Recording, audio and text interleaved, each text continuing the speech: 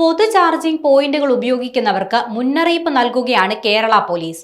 യാത്രകൾക്കിടയിൽ ഫോണൊന്ന് charge ചെയ്യണമെങ്കിൽ നമ്മൾ എല്ലാവരും ആദ്യം ആശ്രയിക്കുന്നത് പൊതു ചാർജിംഗ് പോയിന്റുകളെ ആയിരിക്കും.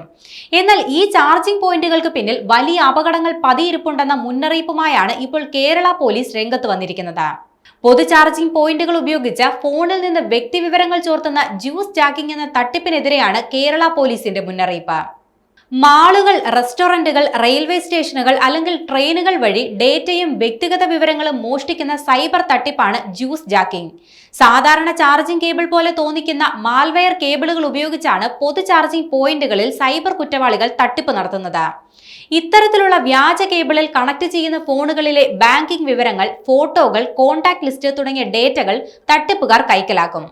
ജ്യൂസ് ജാക്കിങ്ങിൽ നിന്ന് രക്ഷപ്പെടാനായി പൊതു ഇടങ്ങളിൽ ചാർജ് ചെയ്യുമ്പോൾ മൊബൈൽ ഫോണുകൾ സ്വിച്ച് ഓഫ് ചെയ്യണം.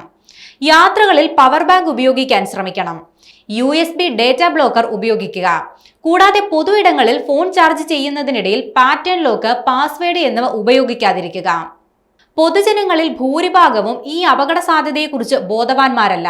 അതിനാൽ തന്നെ പൊതു ചാർജിംഗ് പോയിന്റുകൾ ഉപയോഗിക്കുമ്പോൾ അതീവ ജാഗ്രതയും ശ്രദ്ധയും പുലർത്തേണ്ടത് അനിവാര്യമാണെന്നാണ് കേരള പോലീസ് മുന്നറിയിപ്പിൽ പറയുന്നത്.